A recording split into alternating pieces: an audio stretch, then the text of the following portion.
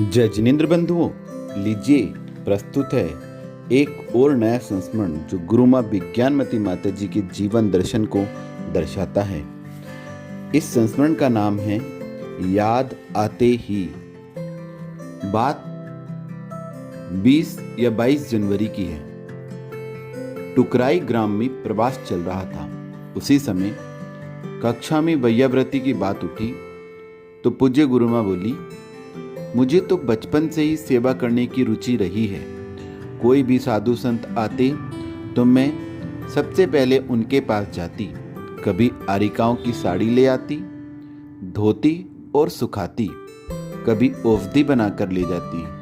आहार भले ही नहीं लेते थे साधु मुझसे, लेकिन मैं औषधि जरूर बनाती। एक बार एक माताजी सीढ़ियों से गिर गई, पैर में चोट लगी, सूजन आ गई, उठते ही नहीं बन रहा था। उस समय मुझे घर में माँ के द्वारा किया गया काम याद आ गया कि जब कभी किसी को गिरने से चोट लगती है, सूजन आ जाती है, तो माँ नमक की पोटली बनाकर सिकाई करती है। सो मैं भी तत्काल घर जाकर सिगड़ी लाई, तवा लाई और मामा की दुकान से सेंधा नमक ले आई। डर लग रहा था, सही सेवा नहीं कर पाई तो क्या होगा।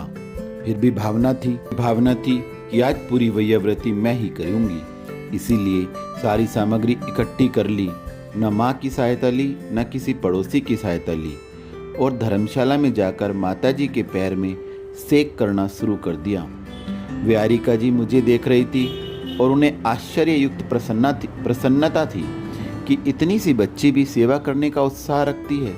सेक करते ही उन्हें आराम मिल गया तो मुझे बड़ी प्रसन्नता हुई थी कि आज मैंने पूरी वैयाव्रती की है। पूज्यारिका श्री जब यह प्रसंग सुना रही थी तब उनके चेहरे से वैयाव्रती का आनंद झलक रहा था।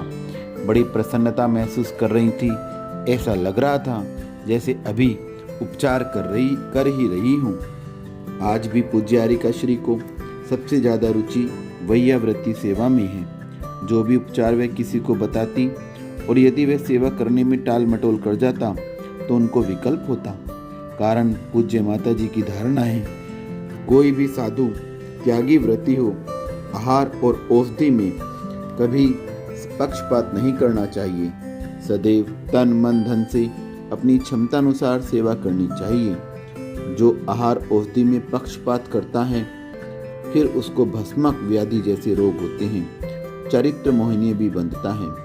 यह सब सुनकर सभी का मन वैयाव्रती करने का बना और सभी ने शुभाशीष मांगा कि हम सभी के भाव भी वैयाव्रती में सदैव संलग्न रहें।